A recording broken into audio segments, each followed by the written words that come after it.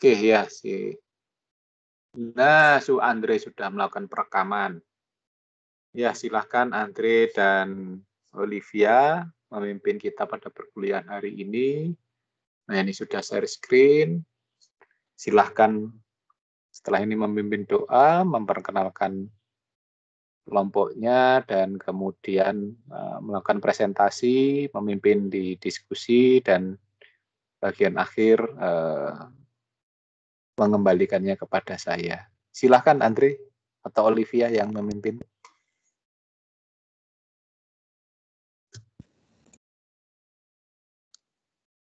Ya, selamat siang Pak Dan, selamat siang teman-teman sekalian. Hari ini, sebelum memulai presentasi, marilah kita berdoa menurut kepercayaan dan keyakinan kita masing-masing. Berdoa dipersilahkan.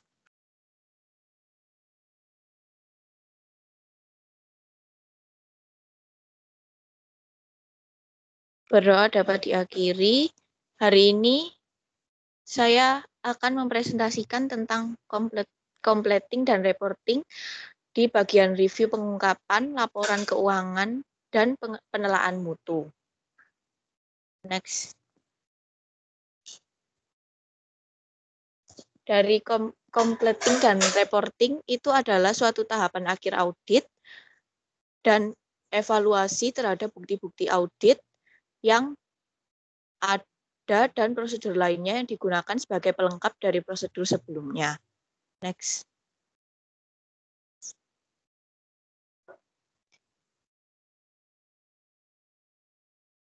Yang selanjutnya. Nah, dalam menyelesaikan pekerjaan lapangan, auditor menggunakan prosedur-prosedur audit tertentu guna memperoleh bukti tambahan, seperti yang pertama melakukan review peristiwa-peristiwa kemudian, membaca notulen-notulen rapat, mendapatkan bukti tentang tuntutan hukum, klaim, dan keputusan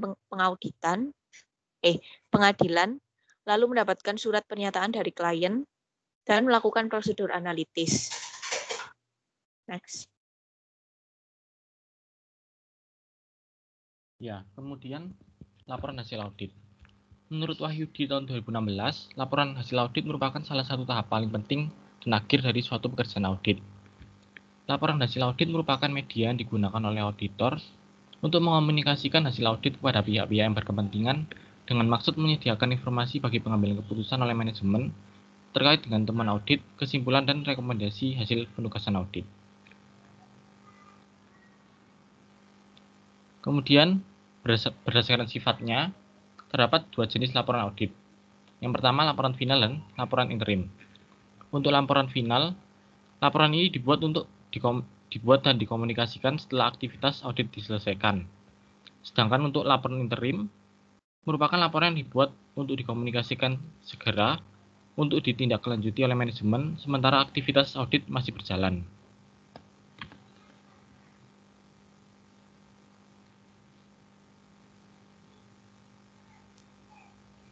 Kemudian, review laporan audit.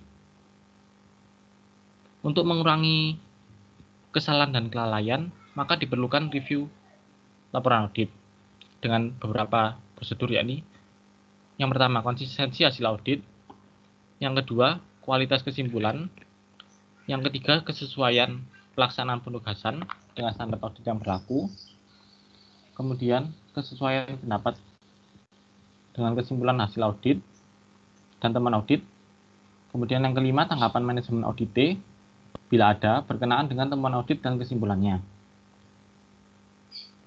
Kemudian, proporsionalitas informasi yang disajikan dalam laporan hasil audit. Kemudian, pengungkapan laporan keuangan. Pengungkapan berarti tidak menutupi atau menyembunyikan. Menurut Ghazali dan Cariri tahun 2007, pengungkapan laporan keuangan yakni memberikan penjelasan yang cukup dan mewakili keadaan yang sebenarnya dalam perusahaan. Kemudian terdapat 4 tujuan pengungkapan menurut Bendiksen tahun 2002, yakni memberikan informasi yang dapat membantu investor dan kreditor dalam menilai risiko dan potensial. Yang kedua, memberikan informasi bagi pengguna laporan keuangan untuk membandingkan tahun satu dengan tahun lainnya. Yang ketiga, memberikan informasi aliran kas masuk dan keluar. Dan yang terakhir, menjelaskan item-item yang diakui dan memberikan pengukuran yang relevan dan bermanfaat. Kemudian ada dua jenis pengungkapan laporan keuangan, yakni pengungkapan wajib dan sukarela. Untuk pengungkapan wajib, pengungkapan ini diwajibkan dengan syarat keputusan Ketua Bapepam nomor Kep 38/PM/1996 yang diperbarui dengan surat edaran Ketua Bapepam nomor SE 02/PM/2002.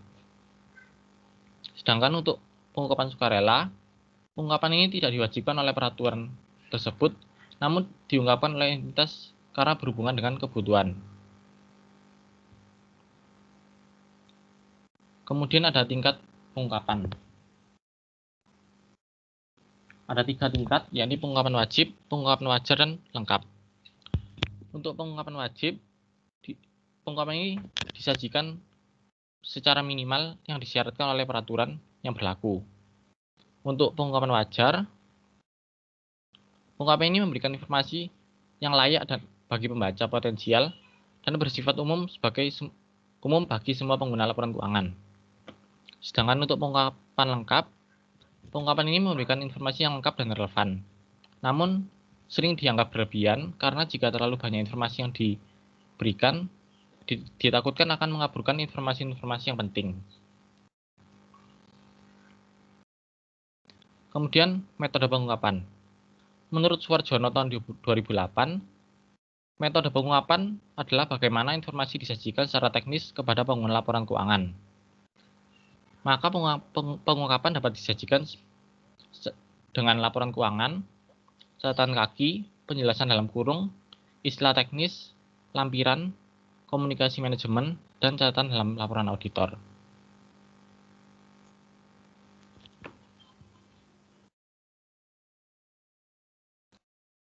Lalu yang selanjutnya itu sistem pengendalian mutu.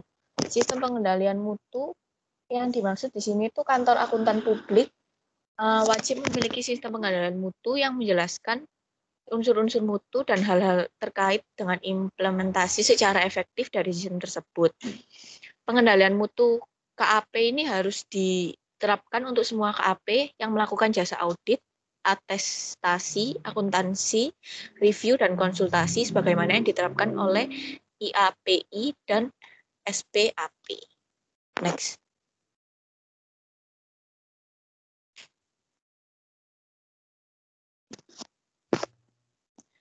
Sistem pengendalian mutu menurut Standar Profesional Akuntan Publik 2011 mencakup struktur organisasi, kebijakan, dan prosedur yang ditetapkan di KAP untuk memberikan keyakinan memadai tentang kesesuaian perikatan profesional dengan standar profesional akuntan publik.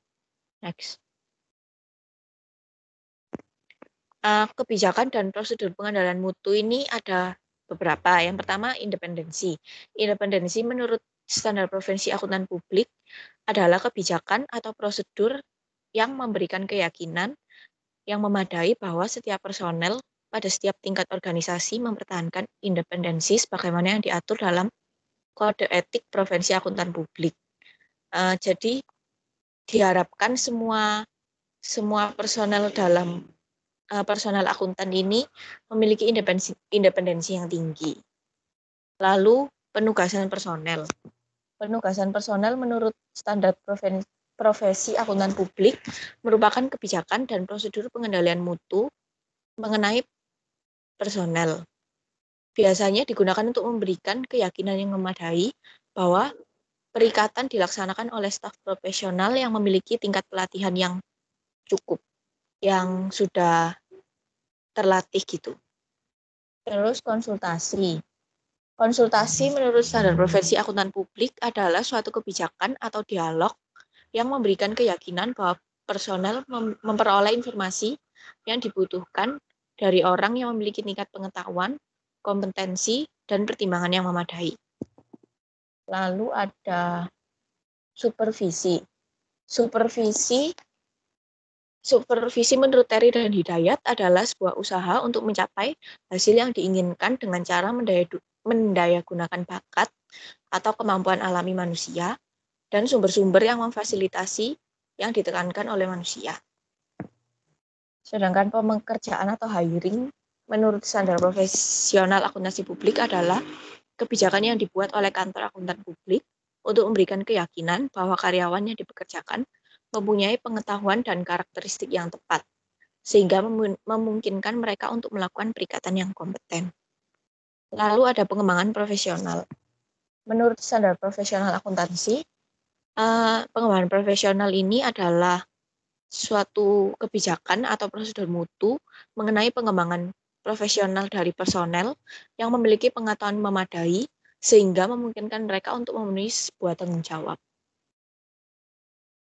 Lalu promosi. Promosi menurut standar akuntansi publik adalah kebijakan dan prosedur mutu mengenai pengembangan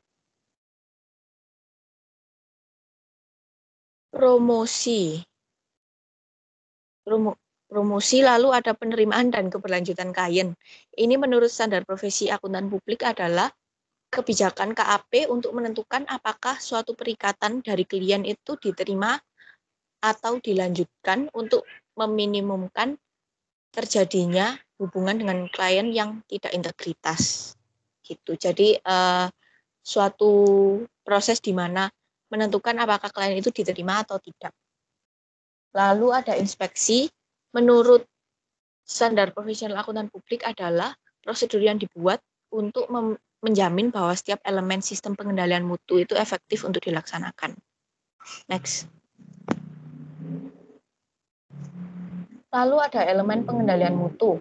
Yang pertama ada independensi, integritas, dan objektivitas.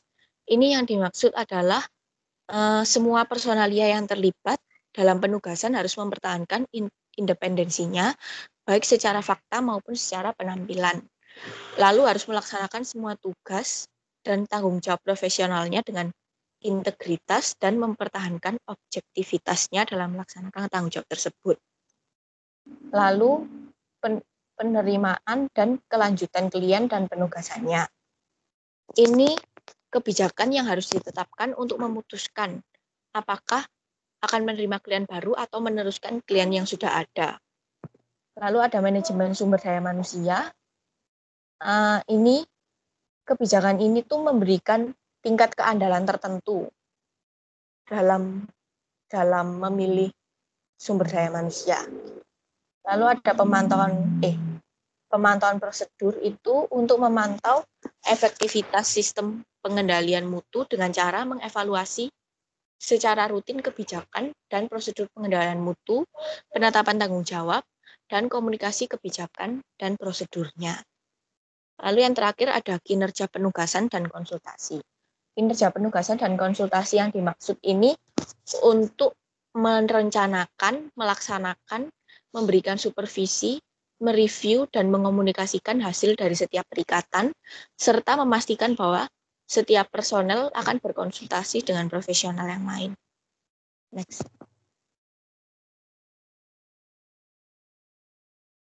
So, di kasusnya yang pertama,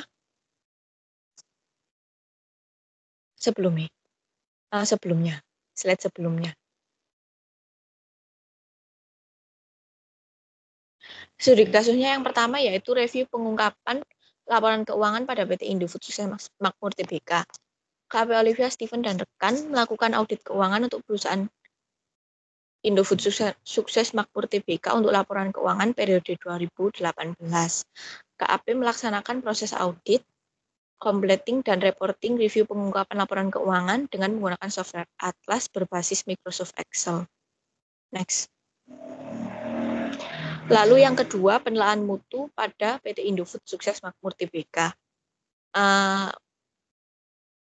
Penilaian mutu ini bisa dilakukan dengan menggunakan software Atlas berbasis Microsoft Excel. Next.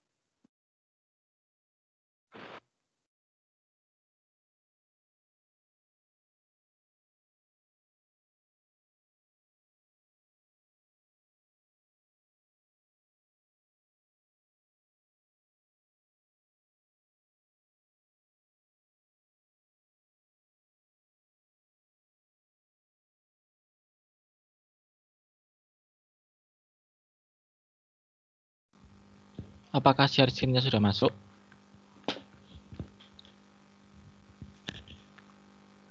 Ya, jadi ini adalah kita masuk pada pembahasan. Untuk review pengungkapan laporan keuangan bisa kita temukan pada indeks C200 pada Completing and Reporting. Kertas kerja C200 ini digunakan oleh auditor untuk memastikan apakah pengungkapan laporan keuangan telah diungkapkan sesuai dengan syarat-syarat pada SHK yang berlaku. Berikut tampilan dari kertas kerja C200. Pada kertas kerja C200 terdapat navigasi yang mengarahkan kita ke review pengungkapan laporan keuangan berdasarkan standar akuntansi yang digunakan oleh klien dan kesimpulan yang telah dibuat oleh auditor. Mula-mula kita bisa mengklik kotak merah yang ada di sini. Kemudian kita akan diarahkan pada kertas kerja C220.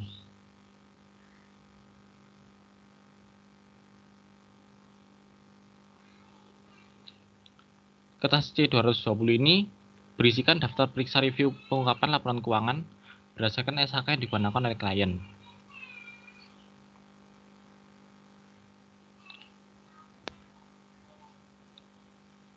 Kemudian kita bisa mengisikan apakah laporan keuangan telah diungkapkan sesuai dengan standarnya.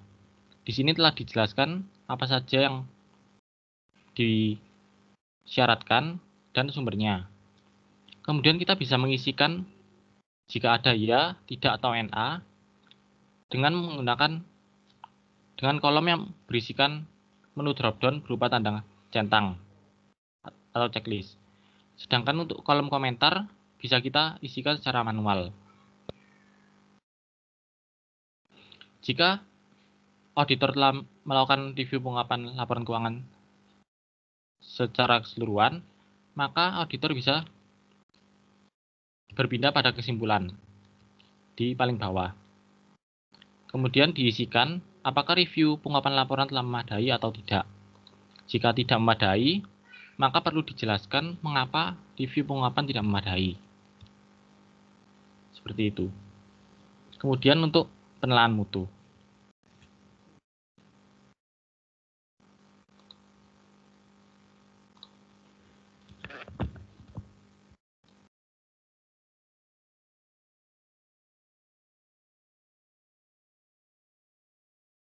Untuk penilaian mutu itu masuk ke C300.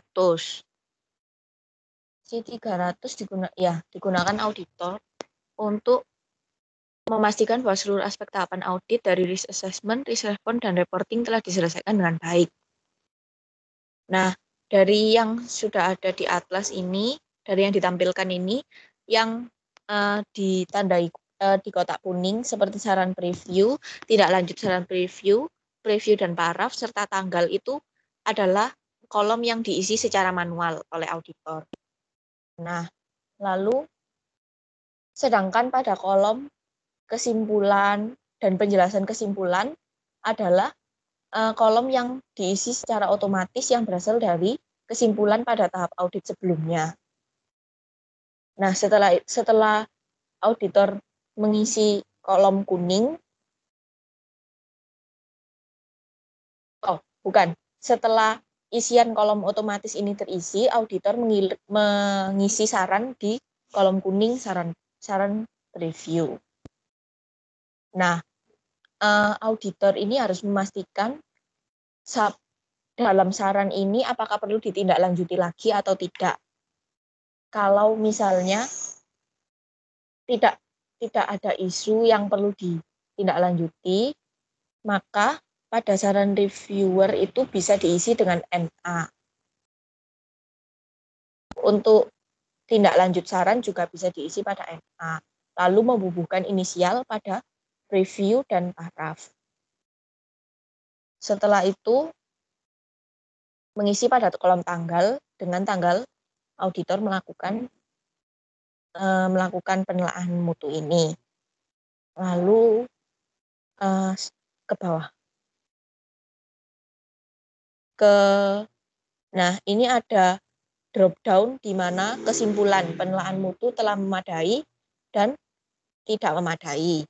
Kalau misalnya penelaan mutu telah memadai, maka status KPP berubah jadi komplit. Sedangkan kalau misalnya penelaan mutu tidak memadai, maka akan muncul kolom jelaskan ini. Nanti auditor bisa menjelaskan kenapa penelaan mutu itu tidak memadai. Nah, setelah itu pada tahap akhir, auditor ini harus mencetak kertas kerja penelaan mutu untuk dapat dibubuhkan tanda tangannya pada preview dan paraf. Begitu. Ya, sudah. Nah, berikut presentasi dari kelompok kami tentang pengungkapan laporan keuangan dan penelaan mutu. Terima kasih. Apa ada yang mau ditanyakan?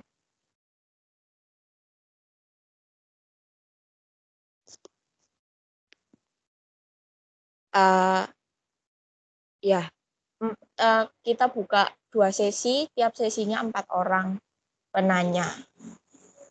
Bisa dimulai dari Sylvia. Baik, terima kasih atas kesempatannya. Saya Sylvia dengan NIM 1218132. Saya ingin bertanya, tadi pada bagian pengungkapan wajib itu kan ada keputusan Ketua Bapepam itu. Itu bisa disebutkan garis besarnya itu isinya seperti apa? Terima kasih. Terima kasih. Lalu yang selanjutnya bisa Evelyn Larissa. Saya Evelyn dengan NIM 1219007. Tadi sempat disebutkan catatan kaki. Bisa dijelaskan catatan kaki itu apa ya? Terima kasih. Terima kasih. Lalu yang selanjutnya Fajar Zakaria. Baik, terima kasih atas kesempatannya. Perkenalkan nama saya Fajar, 18.000. Mau bertanya mengenai maksud dari kualitas kesimpulan itu apa? Udah itu aja. Terima kasih. Mohon maaf, maksud dari? Kualitas kesimpulan tadi dijelaskan Wiwi kalau. Oh ya, Ya, terima kasih. ya oke. Lalu yang selanjutnya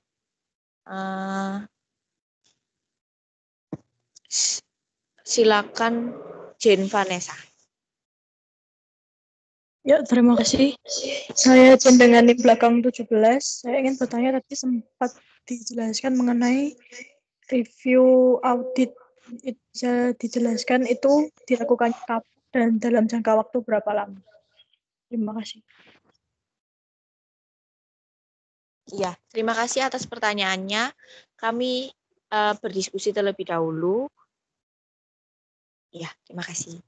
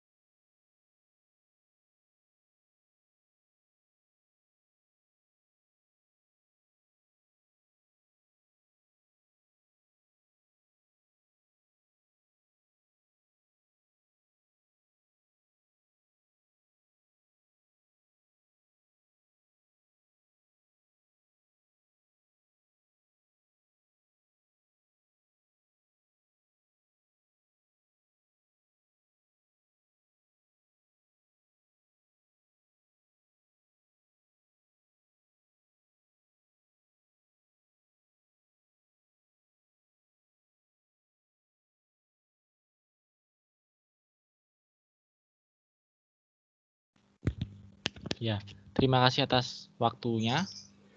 Kami akan menjawab pertanyaan Saudari Sylvia. Untuk peraturan BAPAM tersebut merupakan peraturan yang menjelaskan bahwa perusahaan yang telah melakukan penawaran umum dan perusahaan publik wajib menyampaikan laporan tahunan. Kemudian untuk persyaratan apa saja yang diwajibkan, kurang lebih sama seperti persyaratan yang diwajibkan pada Atlas Indeks C220 yang tadi. Seperti itu. Apakah telah menjawab? Sudah, terima kasih. Ya.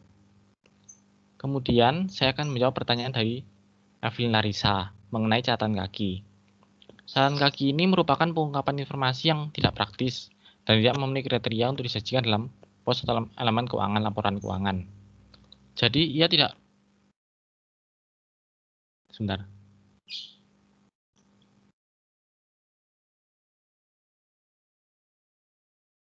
Jadi ia disertakan berbeda dengan tidak menjadi satu dalam laporan keuangan karena informasi yang ada pada catatan kaki ini tidak praktis dan tidak memenuhi kriteria untuk disajikan seperti itu. Apakah bisa menerima? Sudah, terima kasih kelompok. Lalu saya akan menjawab pertanyaannya Jin tadi. Itu kalau menurut kelompok kami, kapan dilakukan review itu ketika akhir periode. Kalau menurut kelompok kami, soalnya kan biasanya proses itu jadi satu proses langsung gitu loh. Jadi tiap akhir periode perusahaan atau KAP tersebut gitu. Biasanya batas waktunya tergantung KAP-nya nggak sih, ngasih waktu auditornya berapa lama gitu. Apakah sudah menjawab? Ya, terima kasih. Terima kasih. Nah, lalu untuk pertanyaan yang Fajar tentang kualitas kesimpulan ini, kualitas kesimpulan tentang auditor dalam menjawab masalah yang memiliki hubungan ke resiko signifikan dan prioritas strategi organisasi. Jadi tentang masalah ini disimpulkan oleh auditor. Nah, itu bagaimana kualitas dari kesimpulan itu. Gitu. Apakah menjawab? Baik, terima kasih kelompok. Terima kasih. Lalu untuk sesi terakhir, saya persilakan Andre Reynaldi. Ya, terima kasih kelompok. Saya mau tanya di bagian kelompok ini kan atlasnya sudah mulai ke bagian reporting gitu. Nah, semisal dari rekapan form sebelumnya ada yang tidak memadai istilahnya, apakah bisa dilanjut ke atlas selanjutnya atau enggak? Terima kasih. Terima kasih atas pertanyaannya. Lalu yang selanjutnya untuk Jessica Sagan.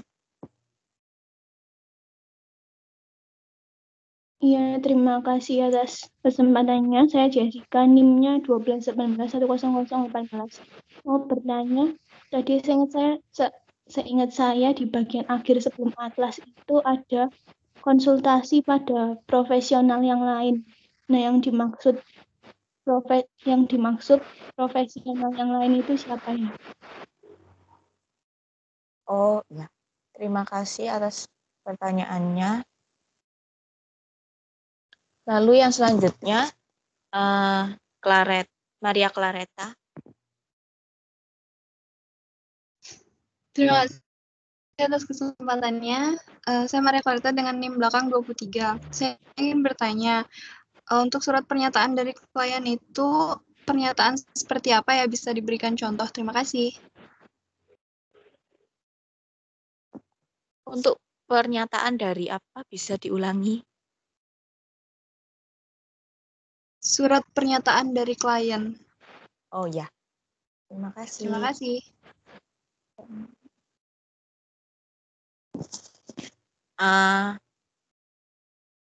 Lalu yang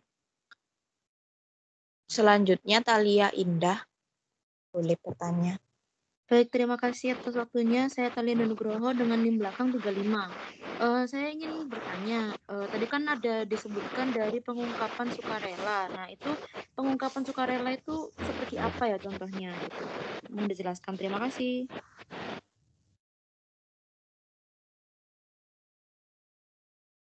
Terima kasih pertanyaannya. Kelompok kami berdiskusi terlebih dahulu. Mohon ditunggu. Terima kasih.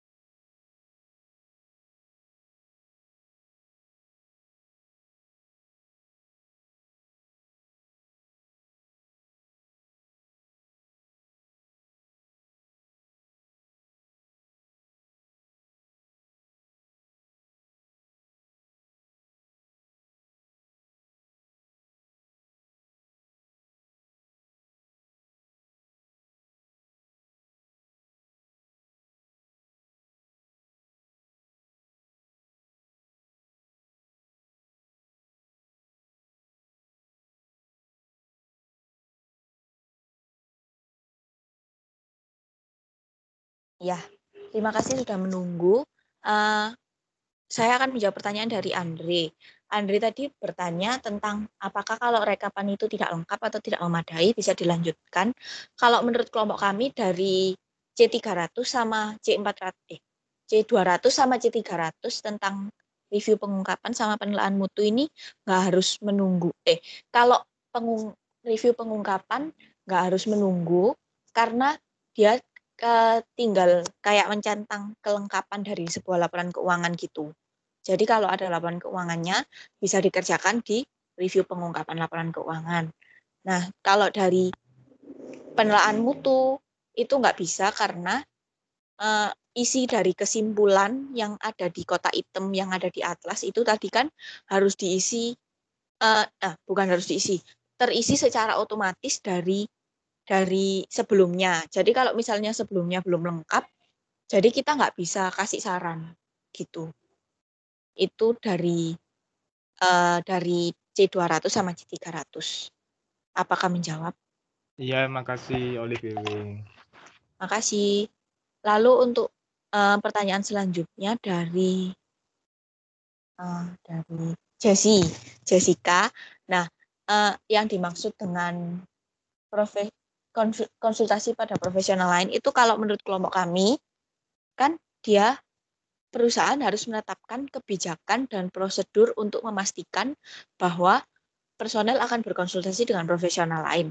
Nah, itu kalau menurut kelompok kami perspektifnya dari perusahaan. Jadi perusahaan mencari profesional ini, mencari auditor untuk konsultasi tentang laporan keuangan perusahaannya, sistem pengendalian mutu perusahaannya gitu. Jadi profesional lain yang dimaksud di sini itu perusahaan gitu. Apakah sudah menjawab? Sudah, terima kasih, Kak. Terima kasih.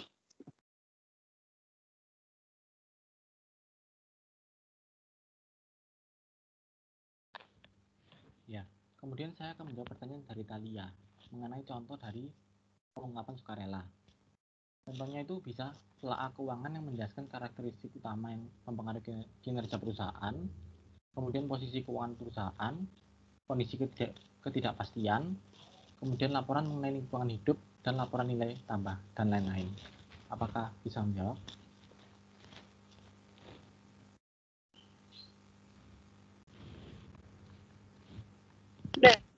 Terima kasih.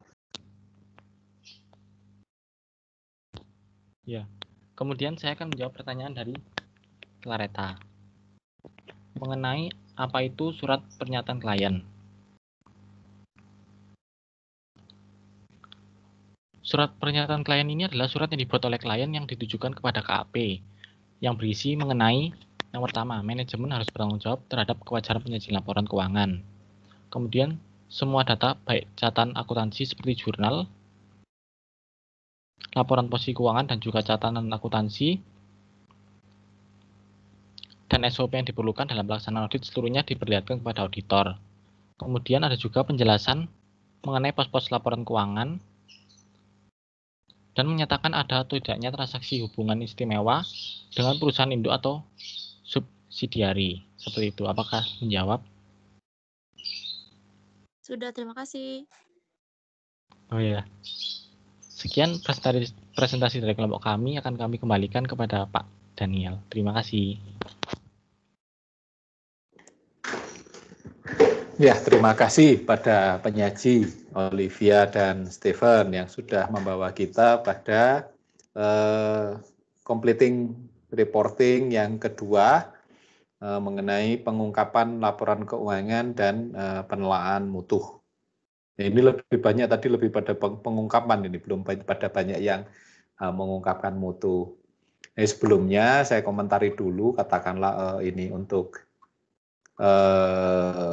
materinya ya. Kalau kemudian materi dalam artian PPT-nya, salindiahnya sudah cukup bagus karena memang betul-betul PowerPoint bukan power text. Kemudian makalahnya relatif lengkap ya, jadi mulai dari awal sampai akhir secara dari latar belakang, teori, kasus, dan bagaimana pembahasan kasus lengkap. Walaupun kemudian jadinya apa ya, semakin ke belakang sini kan beda ya, kalau kita ke yang kemarin risk respon itu kan panjang-panjang ya, banyak-banyak gitu ya. Kalau ini kan karena completing reporting itu tidak terlalu banyak, tapi kemudian ini kan dipengaruhi oleh dari proses-proses sebelumnya. Tapi apa yang ditampilkan oleh kelompok ini sudah cukup baik. Jadi hal-hal apa yang harus ditampilkan sudah ditampilkan. Walaupun kita tahu seperti pengungkapan itu di C200, C220 dan kemudian penelaan mutu itu di C300. Jadi itu pun cuma satu gitu ya. Ya nggak panjang, kecuali memang di pengungkapan agak banyak karena kemudian itu tadi yang banyak pertanyaan dari kawan-kawan karena saat kemudian membuka di kertas kerja C200 dan 220 ya untuk pengungkapan tentang laporan keuangan. Nah, ya ini kendala sebenarnya karena kemudian tidak bisa bercerita banyak, tapi juga itu keuntungan terus kemudian untuk tidak perlu menceritakan banyak. Tapi yang jadi masalah kemudian, waduh Pak nanti bagaimana Pak penilaiannya, jangan-jangan karena kami nggak banyak terus kemudian penilaiannya juga minimalis, ya tentu saja tidak. Karena dikaitkan tentu bagaimana dengan kelompok itu membahasnya. Nah seperti kelompok ini kan sebenarnya tidak terlalu banyak pokok bahasannya. Tapi mereka memperkuat dengan apa? Jadi kelompok ini memperkuat dengan landasan teori yang diperlukan. Jadi seperti contohnya dari completing reporting. Apa sih completing reporting? Mereka membahasnya dari kelompok ini membahas dari apa yang mulai dari bagaimana itu di audit internal sampai audit eksternal. Jadi kemudian diceritakan semuanya. Pengungkapan laporan keuangannya apa aja yang diperlukan. Apakah pengungkapan penuh, apakah pengungkapan secukupnya, atau pengungkapan yang wajar. Jadi sudah masuk ke situ. Nah ini sebenarnya kan masuknya ke ya ini kan kita bisa menggabungkan dengan teori ya, teori akuntansi. Nah, kelompok ini memainkannya dengan baik karena kemudian mencoba membuat pembahasan lebih kuat di teorinya sehingga kita paham apa aja yang harus kita lakukan dalam proses pengungkapan dan dalam pengendalian penelaahan mutu atau review mutu. Dan bagaimana kemudian metode pengungkapan juga dimunculkan oleh kelompok ini dan kemudian masuk ke pengendalian mutu. Nah, penelaan mutu. Penelaan mutu itu sangat tergantung dengan pengendalian mutu. Nah, kelompok ini membahasnya mulai dari SPM yang ada di sistem pengendalian mutu yang itu menjadi hal ya wajib ya di SPAP atau di ISA. Nah,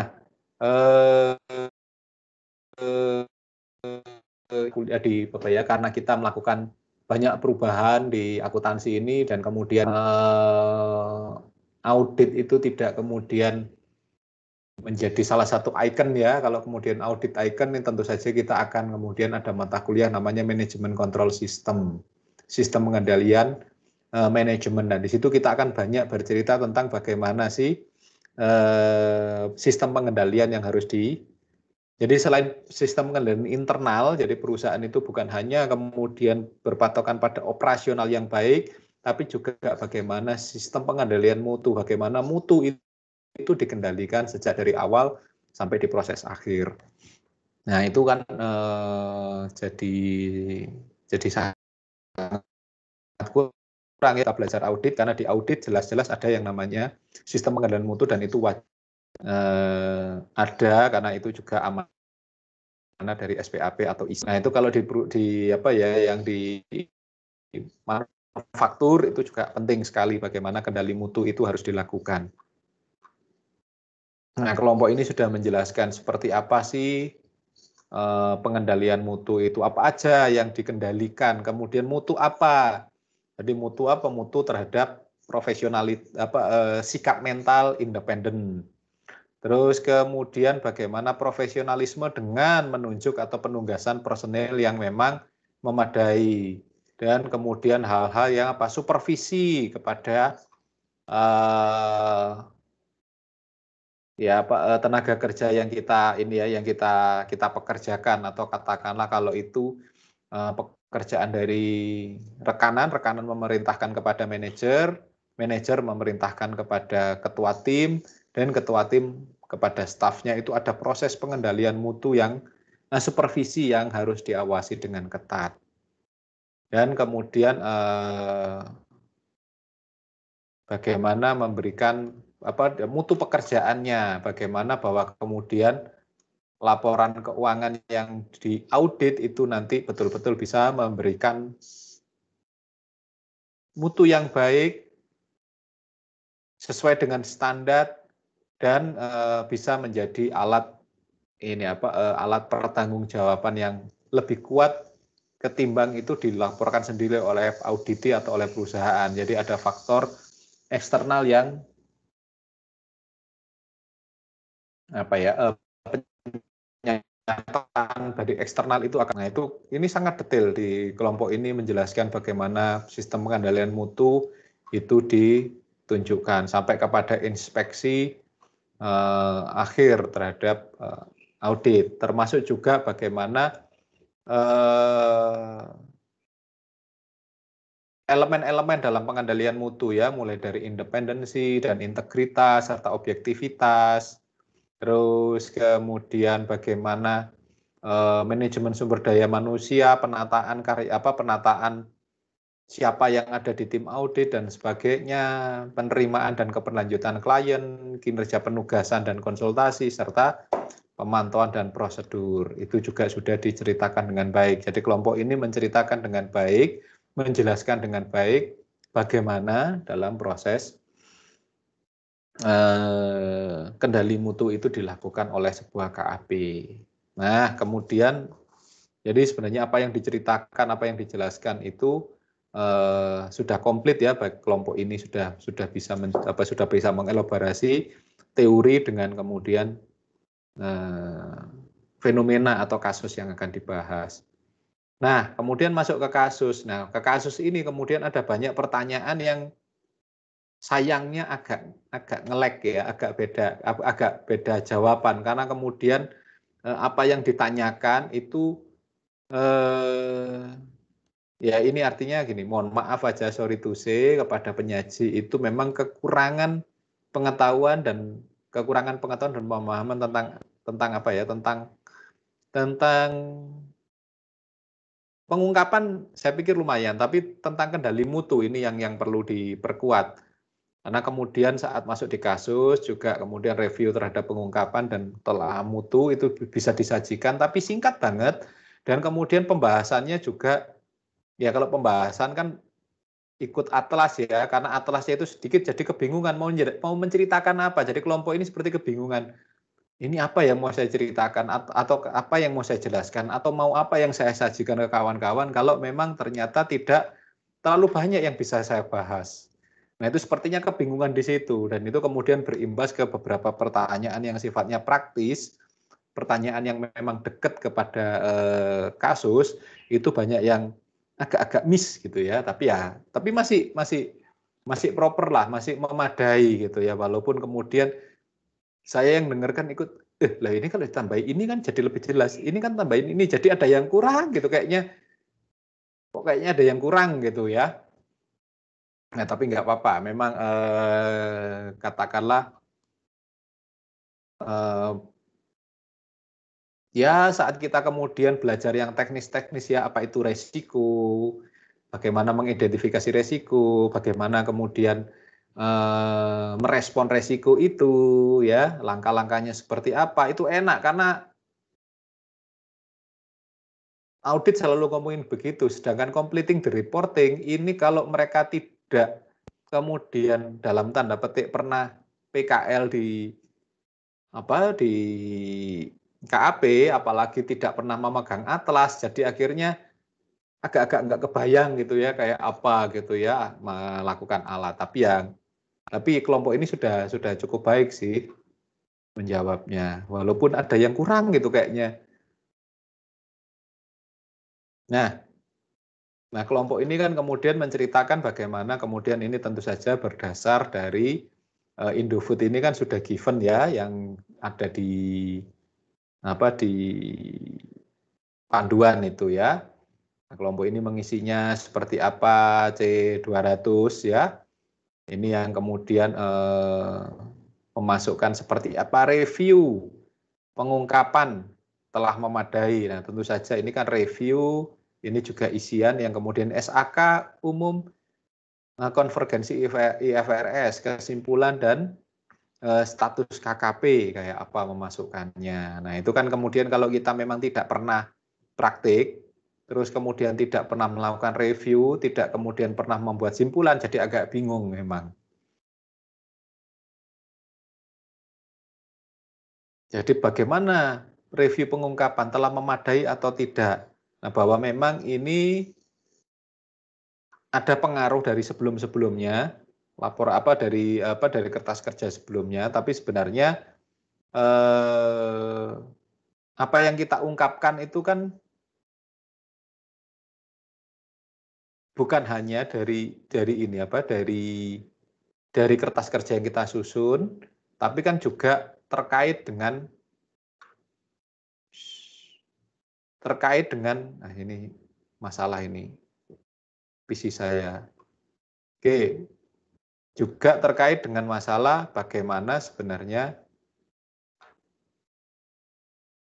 praktiknya dilakukan ya.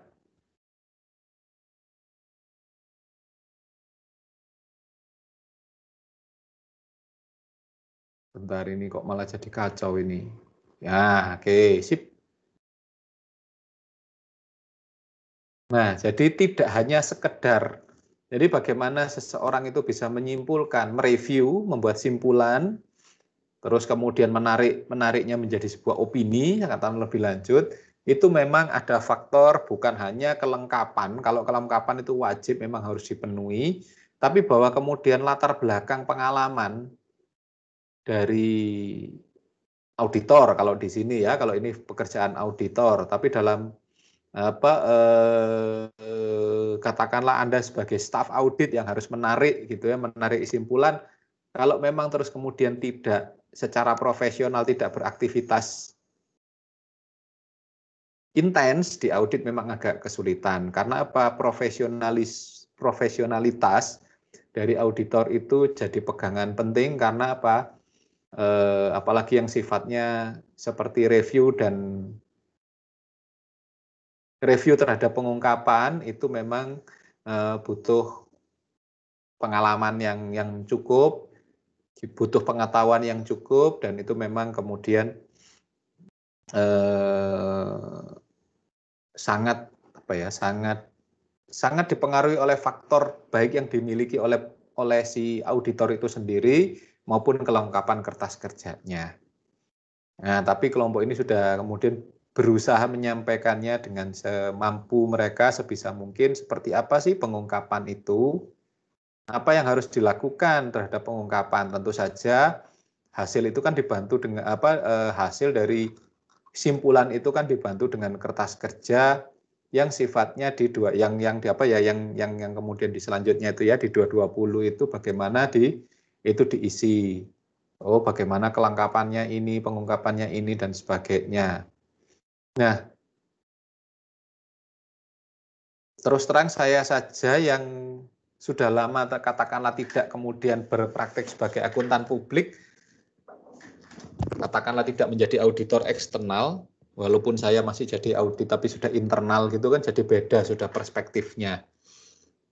Tapi ya makanya saya berusaha mencoba memahami setelah mempelajari ini, oh apalagi saya juga terus terang aja atlas itu hanya sepintas lalu ya, ini karena harus jadi ngajar ya, jadi harus jadi lebih intens saya belajarnya dan nyoba-nyobanya. Nah, ini memang kemudian apa yang diisikan itu memang berpengaruh bahwa kemudian drop down di sini kan ada katakanlah komponen laporan keuangan apa isinya dan sebagainya ada atau tidak, PSAK-nya berapa itu gampang karena sifatnya fisikal gitu ya. Kan physical itu bisa dilihat, kemudian ada atau tidak, not available itu bahkan lebih parah lagi ya. Kalau iya atau kalau ini kan ada atau tidak ada. Kalau not available itu kan tidak pernah dipikirkan oleh si auditinya yang saat kemudian menyusun laporan keuangan. Nah, kemudian komentar. Nah, sebenarnya yang lebih penting itu adalah saat mengisi kolom komentar. Komentarnya apa? Karena sebenarnya ya dan tidak ini kan bukti. Tapi kalau komentar itu kan kemudian bagaimana itu mendukung dari auditor saat akan menarik simpulan. Jadi simpulannya itu bukan berasal dari ada atau tidaknya saja, tapi komentar. Nah, komentar ini profesionalisme dan pengalaman auditor itu yang jadi berperan lebih penting ketimbang mengisi ya atau tidak. Ya atau tidak itu staf aja bisa gitu ya. Tapi kalau kemudian kolom komentar itu tidak bisa semua orang yang mengisikan.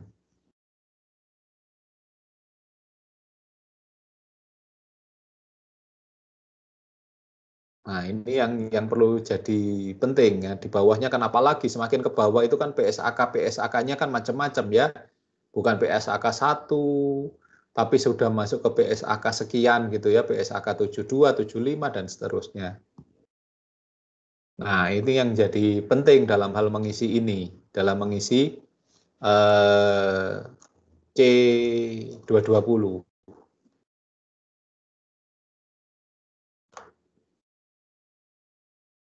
Tapi ya karena kita belajar, ya nggak apa-apa lah kita belajar bareng-bareng seperti apa sih harusnya saat kita bekerja jadi auditor. Paling tidak kan kita punya gambaran, punya bayangannya, sehingga nanti suatu saat kalau Anda memang bekerja jadi auditor betulan itu sudah tahu apa yang harus dilakukan. Paling tidak kan langkah-langkah apa ya,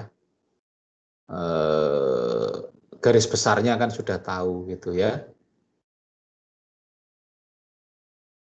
Oh, ini jadi kacau.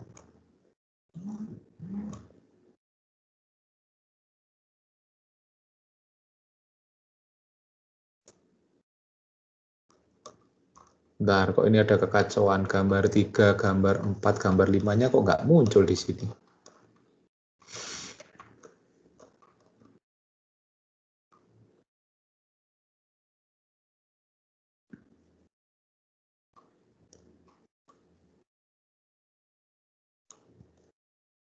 Oh, ini apa gambar 5-nya? Bentar, ada kekacauan di saya. Maksudnya di ini apa di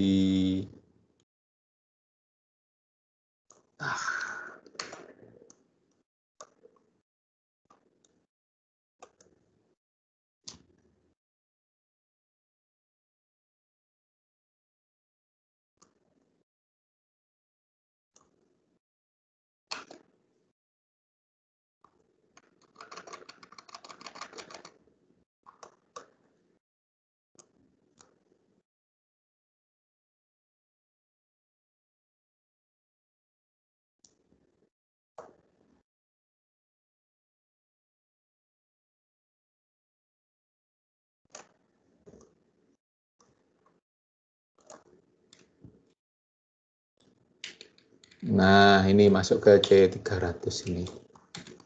Nah, itu kira-kira untuk penarikan kesimpulan kayak begitu. Jadi memang kemudian hal yang lebih penting itu adalah pengalaman dan pengetahuan, keluasan pengetahuan dari auditor ketimbang mengisi hal-hal yang teknis.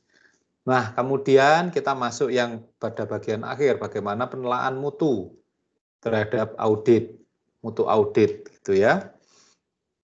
Nah, ini yang C300. Nah, ini sebenarnya lebih apa ya? Lebih sulit lagi karena sifatnya dia adalah kalau saya bisa katakan ini adalah self assessment, bagaimana dia menilai dirinya sendiri. Bagaimana mutu audit ini sudah bisa dicapai, sudah bisa dicapai sesuai dengan katakanlah sesuai dengan persyaratannya, sesuai dengan SPAP atau ISA-nya. Nah, ini bagaimana kemudian menilai diri sendiri Nah, ini yang memang kemudian hal yang lebih ini ya, yang lebih sulit. Jadi apa ya, kita menilai orang lain itu gampang gitu. Oh, kurang baik kamu, oh kamu kurang ini dan sebagainya. Tapi saat kemudian itu kita diminta untuk menilai diri kita sendiri seperti mutu audit ini kan jadi kesulitan. Apakah audit kita memang kemudian sudah sesuai? Nah, pasti kecenderungan setiap orang kan akan menilai dirinya sendiri pasti sebaik ya pasti baiklah gitu ya, kecuali kalau dia itu sifatnya orangnya itu agak-agak ini ya impulsif gitu ya, yang kemudian saya ini loh apa dan sebagainya. Saya orang yang impulsif. Jadi kalau saya itu tidak apa ya, sukanya itu kemudian selalu merendahkan diri saya sendiri, kalau enggak malah saya tinggikan. Jadi gampang baper gitu ya. Jadi kalau enggak rendah hati banget ya sekalian sombong, bahkan bukan sombong, congkak gitu ya. Itu enggak enaknya orang impulsif. Nah, kedua sisinya itu harus apa ya? Ya bagaimana menjadi berimbang apa adanya itu jadi sulit. Nah, jadi auditor itu akhirnya gitu, kalau saya nggak idealis banget ya sudah saya biarkan aja gitu ya, itu orang impulsif itu kayak begitu. Jadi pendulumnya itu sangat jauh gitu ya. Nah, kalau kemudian, nah kebetulan impulsif saya impulsif yang negatif, sehingga katakanlah kalau ini dalam hal menilai self assessment, itu saya cenderung saya jelek-jelekkan kok pekerjaan saya. Sama kalau kemudian disuruh mengisi kinerja gitu ya. Kinerja diri sendiri gitu. Itu saya pasti isinya kalau enggak kan 1 sampai 7 gitu ya penilaiannya. Itu isinya saya kalau enggak 1 2 gitu. Jadi ya memang gayanya kayak begitu impulsif.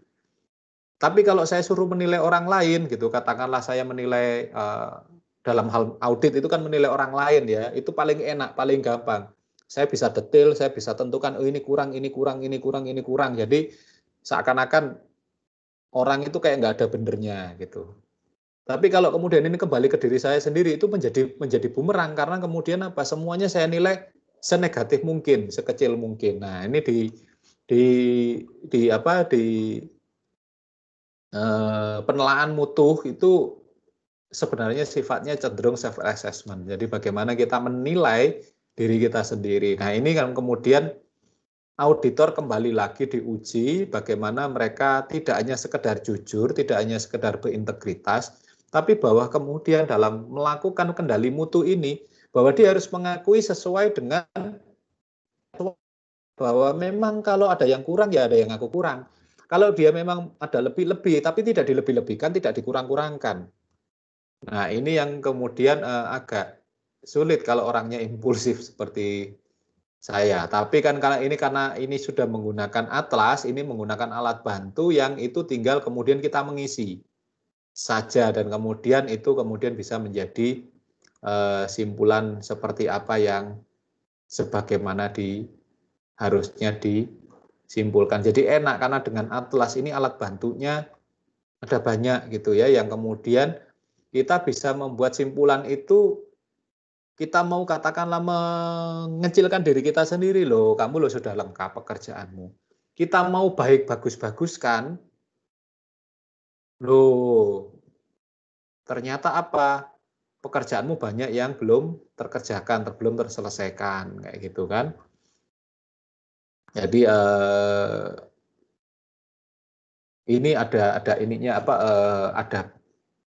Ada alat bantunya ini membantu, dan kemudian nah sebenarnya kan kemudian dalam audit itu kan diawasinya bertingkat gitu ya, dalam hal pekerjaan, dalam hal kemudian ujung-ujungnya sih kualitas ya. Tapi gitu kan, katakanlah staf saat kemudian bekerja, staf itu bisa apalagi staf magang gitu ya. Mereka akan diawasi oleh pimpinan katakanlah ketua timnya, ketua tim auditnya. Ketua tim audit itu akan diawasi reviewernya, akan direview pekerjaannya itu oleh yang lebih di atasnya, oleh yang namanya manajernya atau senior auditnya, senior auditornya. Nah kemudian senior auditor itu diawas, bahwa kemudian pekerjaan diawasi oleh manajer. Ini kalau kita ngomong KAP gede ya, yang itu memang bertingkat pengawasannya. Sampai kemudian apa, direview, hasil-hasil kerjanya itu direview, dilihat. Kan tidak kemudian sekedar dibiarkan begitu saja. Jadi timnya itu katakanlah sebuah pekerjaan gitu ya, audit gitu ya, kita bisa saja punya 3 tim. Itu yang diawasi oleh 1 orang senior atau manajer yang lebih tinggi lagi gitu ya. Itu kan 3 ini tidak kemudian serta-merta yang di atasnya itu bisa mengawasi. Yang dilakukan adalah melihat dari hasil kerjanya, sekali-sekali melakukan checking dan sebagainya, dan kemudian itu bisa dilihat. Jadi sama sebenarnya. Di review itu kan dalam tanda petik kan seperti dinilai atau seperti diaudit pekerjaannya. Nah, kemudian bagaimana itu naik ke atas sampai kepada rekanan atau partner. Nah, partner kan sebelum tanda tangan kan juga harus tahu program proses kerjanya. Nah, salah satunya dengan kertas kerjanya dilihat dan sebagainya, lengkap atau tidak dan sebagainya. Dan kemudian itu yang menjadikan penyimpulan oleh si auditor itu jadi lebih mudah karena auditornya kemudian melihat bahwa lengkap, bahwa kemudian hal-hal yang diperlukan itu memang sudah dikerjakan, bahwa proses pengawasannya dalam artian proses prosedur kerjanya mereka sudah tahu, sudah bisa dipastikan, maka dengan dengan mudahnya menarik kesimpulan yang namanya opini si auditor itu, si rekanan partner yang kemudian menandatangani opininya gitu ya. Jadi review ini sebenarnya tidak hanya sekedar kita melakukan self assessment terhadap diri kita sendiri, tapi kita akan direview. Demikian pula auditor, nanti auditor akan berhadapan dengan yang namanya peer review, walaupun peer review itu tidak tiap hari, tidak kemudian setiap pekerjaan, tapi bahwa sangat mungkin pekerjaan dia, hasil kerja dia, itu akan dilihat, direview oleh auditor lain, kantor akuntan publik lain atas perintah IAPI tentu saja. Jadi itu sangat bisa, sangat mungkin ada namanya peer review. Apalagi kalau kemudian ada banyak pekerjaannya yang dia dalam tanda petik agak aneh gitu ya. Nah itu kemudian bisa saja di peer review. Jadi auditor pun ada namanya peer review. Jadi pekerjaan audit dari seorang AP itu diawasi oleh KAP. Nah, KAP-nya ini diawasi oleh KAP yang lain, jadi saling melakukan pengawasan. Nah, itu untuk meyakinkan bahwa yang namanya mutu audit itu memang terjaga, bukan hanya mutu audit dari anak buah dan kemudian yang ditandatangani oleh rekanan, oleh partner, tapi partner ini juga diyakinkan bahwa kemudian dia melakukan pekerjaannya dengan benar oleh auditor lain, prosesnya sudah benar atau tidak dan sebagainya. Nah itu yang kemudian ya dasarkan, kalau enggak begitu kan enggak mungkin katakanlah ada suspend, ada apa gitu ya yang bisa dilakukan oleh IAPI gitu kalau kemudian tidak ada proses pengawasan yang cukup ketat seperti itu, karena ya mau nggak mau kerja auditor itu adalah kerja mutu. Auditor itu bukan sekedar opini tapi kerja mutu. Mutu apa? Terhadap pernyataan bahwa kemudian laporan keuangan ini baik dan benar, bahwa laporan keuangan ini layak dan wajar, ya bahasa gampangannya kan baik dan benar, wajar dan layak, bebas dari salah saji material. Bahwa kemudian sudah dikerjakan dengan baik dan benar, itu kan diawasi baik oleh atasannya, baik juga diawasi oleh rekanan dalam artian itu bisa saja KAP yang lain untuk meyakinkan. Karena apa?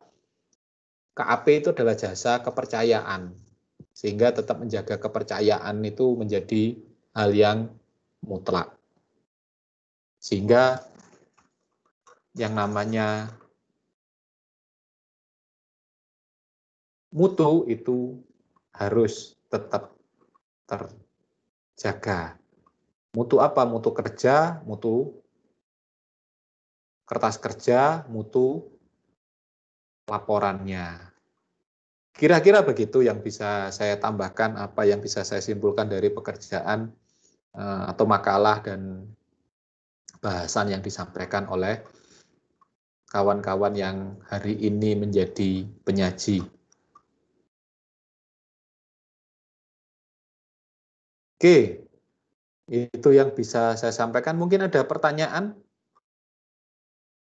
dari audiens, dari peserta perkuliahan hari ini. Ada Pak. Iya. Tapi ini bukan soal materi sih Pak. Mungkin Oke. tanya soal UAS-nya gitu loh Pak. Dan nggak apa-apa. Ya kan iya, materi UAS.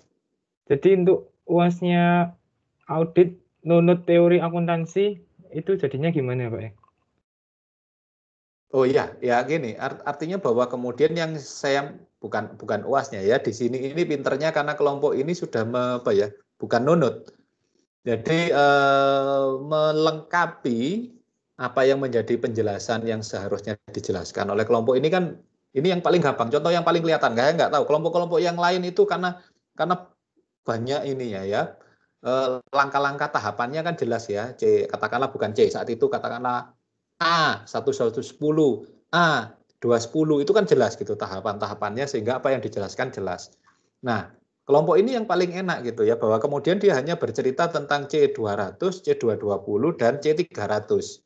Dan itu isinya given gitu ya. Banyak isinya yang kemudian ya bagaimana kemudian mengisi komentarnya lah. Kolom komentarnya kan sesuatu yang sifatnya teoretikal ya, sesuatu yang berdasarkan pengalaman. Nah, kelompok ini pinternya karena kemudian menguatkan di teorinya, di bab 2-nya itu dengan lengkap.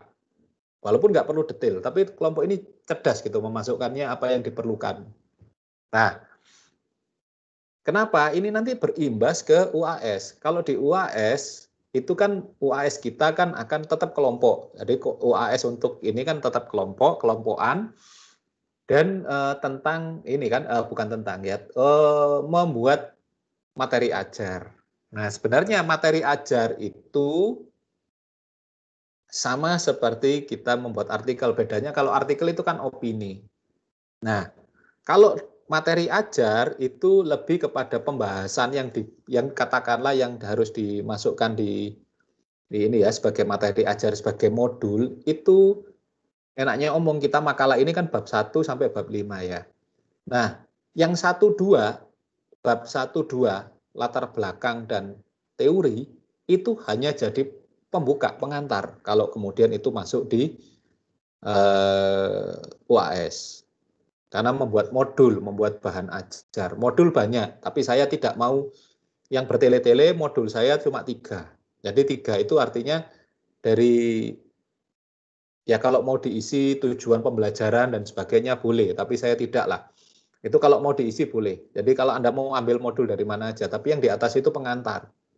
Nah, isinya bab 2, bab 1 dan bab 2, latar belakang dari pokok bahasan dan kemudian teorinya, tapi tidak banyak. Nah, tapi kemudian yang banyak itu adalah di pembahasan dalam hal ini adalah langkah-langkah kerja. Nah, langkah-langkah kerjanya itu tentu saja berhubungan dengan atlas kalau ini ya, kalau di kelompok ini ya, atlas. Berarti apa bahan ajarnya? Atlas. Berarti apa? Yang pertama apa? Nah, kelompok ini kebetulan kan 2 sebenarnya ya, pengungkapan laporan keuangan dan penelaahan mutu. Tapi isinya kan sebenarnya C200 dan C300 saja. Tidak ada, ya ini kan 200 ada 220 kan biasanya yang lain itu kan ada yang katakanlah yang B gitu ya, yang B yang sebelumnya ini ya, B 100, ada B110, B120, B130, B140. Jadi kan enak itu kita menjelaskan isiannya seperti ini, penjelasannya di bawah. Terus caranya kemudian gambarnya contohnya atlas seperti ini, bagaimana tahapan-tahapan mengisinya kan lengkap gitu ya. 1 2 3 4 5 dengan kemudian uraian-uraiannya itu kan mudah. Nah, kelompok ini sebagai contoh yang tepat karena apa? Tidak banyak yang harus dibahas. Bahwa yang harus dibahas itu hanya cuma 2 gitu ya. Tiga gambar gitu katakanlah C200, C220 dan C300. Nah, isiannya ternyata banyak yang sifatnya bukan drop down, isi ini, isi itu, ini, isi ini, isi itu. Tapi kan kemudian apa? Bentuknya adalah simpulan. Nah, simpulan ini bergantung pada pekerjaan sebelumnya. Nah, kelompok ini caranya adalah dengan memperkuat teorinya. Itu sih, jadi UAS-nya itu, ini kelompok ini bermain cerdas gitu ya. Tapi bahwa intinya, bahwa saat kita mengerjakan UAS besok itu, ya yang satu itu, yang atas itu adalah pengantar, pendahuluan. Ya biasanya nggak banyak ya, termasuk teorinya. Tapi kemudian kita bisa kalau memang bahasan kita tidak bisa banyak, ya kita perkuat di teorinya. Di bab 1-nya bisa saja, teorinya bisa agak banyak. Seperti kelompok ini memperkuat di teorinya. Sehingga waktu di bahasannya itu kemudian tinggal apa ya? Ya kalaupun dibahas ini kan 3 gambar. 3 gambar tahapannya apa? Mengisi preview, mengisi ini, mengisi ini. Tapi kemudian dikasih contoh merujuk kepada teori ini, merujuk pada teori ini. Itu sih. Nah, kelompok ini mengerjakannya dengan cerdas. Begitu kira-kira untuk pengerjaan UAS-nya. Jadi, kalau memang nanti dalam mengerjakan UAS itu tidak banyak yang kita bisa bahas, di 2-nya itu ya, yang di bagian kedua itu pembahasan. Kalau bab 3 kan kesimpulan, itu kan gampang, sudah nggak usah diomong. Nah, penutup yang isinya simpulan gitu ya. Nah ini kan kalau yang lain, yang sebelum ini kan kelompok yang lain ini kan jelas gitu. A 110, A 120, A 1 berapa gitu kan jelas, langkah-langkahnya kan pasti gitu kan. Itu bisa panjang mengerjakannya. Dan kita tidak perlu rujukan karena memang secara teknis harus seperti ini, harus seperti itu. Nah, sedangkan kalau kita ngomong simpulan, berarti kan terkait dengan, karena review, berarti kan apa? Kemampuan profesional, kemampuan kedalaman pengetahuan dari auditor itu penting. Makanya rujukannya diperkuat. Nah, kelompok ini sudah benar melakukannya. Kira-kira begitu.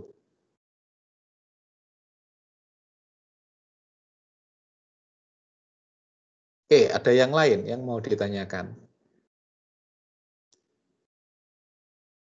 Jadi nanti UAS-nya itu seperti mengerjakan waktu akuntansi kewirausahaan 4, kewirausahaan yang membuat juga materi ajar. Pak Den, jadi kita cuman anggapannya yang di UAS tuh apa ya Pak ya? Memoles bahasanya, memoles kita punya KB ini jadi modul ajar kayak seperti akuntansi kewirausahaan gitu Pak. Betul. Oke. Ya dimodif. Jadi dimodif kan ya sebenarnya sama seperti yang lain sih, tugas yang lain itu kan makalah itu kan, kalau ini kan ngomong makalah ya, seperti ini kan makalah lebih banyak panjang penguraiannya di bab 1 dan 2 kan. Bab 3-nya mungkin karena kasus jadi mungkin nggak panjang, pembahasannya bisa cukup panjang. Bisa juga cukup panjang, bisa juga ternyata pendek ya, seperti kelompok ini kan pendek pembahasannya. Tapi kemudian kita bisa memperkuat di teorinya itu ya. Jadi sebenarnya nanti kemudian di UAS kita ya lebih banyak isinya itu di bab 2 itu sebenarnya isinya dari, kalau di sini bab 3 dari makalah itu kan bab 3 dan bab 4. Langkah-langkah aja. Nah, kalau langkah-langkahnya kita merasa langkah-langkah kita itu sifatnya teoritis ya makanya diperkuat teorinya. Itu. Dan kelompokan untuk ini. Jadi saya buat kelompok pengerjaan untuk UAS-nya ya. Kan sudah ada juga di RPS. Materi ajar kan ya nggak mungkin banyak-banyak, kelompok. Oke, ada yang lain?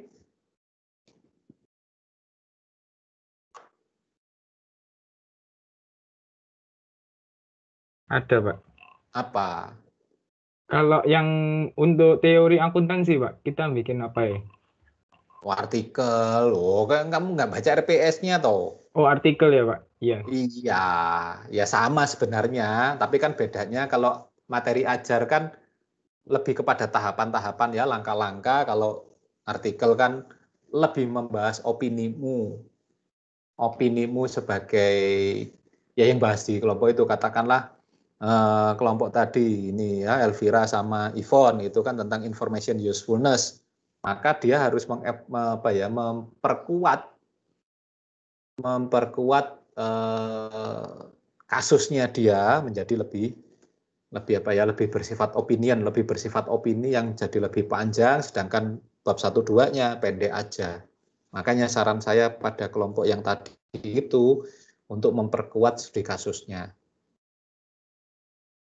Nah, kelompok ini sudah benar berimbang sebenarnya, studi kasusnya dia sudah cukup, tapi kemudian dia menambahkan dengan memperkuat di bab 2-nya, bukan dengan sengaja memperpanjang bab 2-nya. Itu. Pak Dan, Iya. saya tanya, kalau saya kemarin kan bahasnya kan tentang teori akuntansi positif. Nah itu TAP. kan bahas tentang penelitian terdahulu, pokoknya kayak gitu. Nah berarti iya. Kalau UASnya gimana ya Pak kalau kayak gitu? Ya, iya, ya nggak apa-apa, bahwa kemudian katakanlah kronologi atau katakanlah perkembangan. Ya kan bab 1-nya kan bahwa kan bab 1-mu kan nanti lebih banyak cerita tentang TAP-nya, bahwa TAP itu apa sih gitu kan, nggak perlu panjang-panjang. Tapi kan setelah itu masuk ke UAS-nya kan kemudian kronologi dari TAP, bahwa kemudian teori itu dari normatif, kemudian berkembang menjadi positif, kapan eranya, mulai siapa, kemudian isinya apa, terus kemudian berkembang menjadi teori positif. Teori positif itu apa aja perkembangannya sampai kemudian post positif itu ya. Nah, post positif kan ada 4 itu kan ini. Nah, itu satu, katakanlah temanmu yang lain membahas bukan dari sisi perkembangan teorinya, tapi perkembangan penelitiannya. Oh, waktu normatif itu ini loh orang-orang itu, bahwa kemudian normatif itu berkembang dengan penelitian modelnya ini sehingga kemudian jadi teori seperti ini. Jadi kemudian di positif itu berawal dari ini, kemudian penelitiannya ini, siapa yang kemudian mendukung, siapa yang kontra. Jadi bukan perjalanan teorinya, tapi perjalanan penelitiannya, termasuk siapa yang mendukung, siapa yang pro, siapa yang kontra. Itu kan beda bahasan, kayak begitu. Jadi ya akuntansi positif tapi dibahas secara normatif, nah kan? Itu.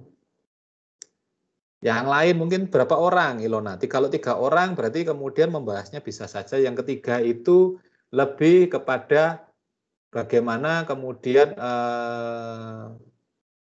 yang satu kan sudah teori, satu lagi yang praktek ya. Bagaimana kemudian membahas khusus post positifnya, bahwa kemudian dari teori positif, jadi dia latar belakangnya normatif positif itu sedikit, tapi post positifnya yang kemudian panjang. Termasuk pembahasannya yang panjang. Post positif ada 4, ada positif, interpretif, terus kemudian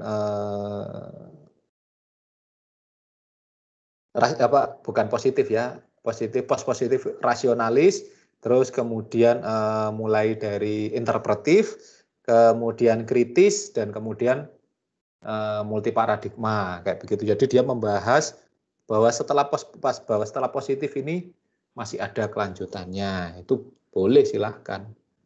Kayak begitu Ilona strateginya. Oh iya Pak, terima kasih. Iya.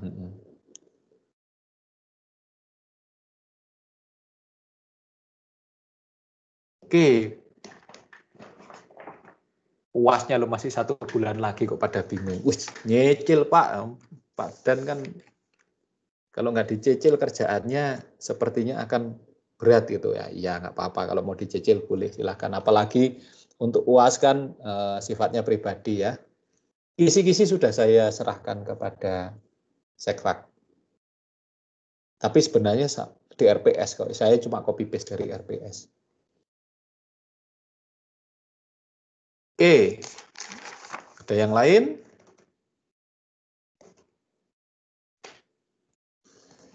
Kalau tidak ada yang lain lagi, saya cukupkan sampai di sini. Ya, saya sudah lebih 10 menit. Oke, ya kita akan akhiri dengan mengucap syukur pada Tuhan untuk hal baik yang sudah kita dapatkan. Ini semoga menjadi sesuatu yang baik yang kita bawa sampai kita lulus, bahkan sampai kemudian kita bekerja di tahun-tahun mendatang. Dan ya sebelumnya, sebelum kita mengakhiri doa, saya mengucapkan selamat ini ya, walaupun masih 2 hari lagi ya, selamat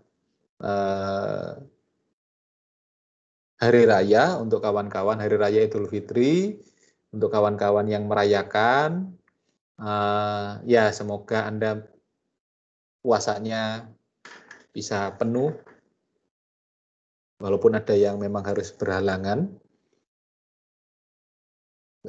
Dan nanti di hari Idul Fitri besok Anda semuanya bisa kembali ke fitrah ya, menjadi orang-orang yang kembali baru. Jangan kembali ke Fitri, kasihan. Nanti Bu Fitri jadi punya banyak tanggungan gitu ya. Kembali ke fitrah gitu ya, menjadi manusia yang baik. Oke, kita akan tutup dan akhiri dengan doa. Berdoa menurut iman kepercayaan masing-masing dipersilahkan.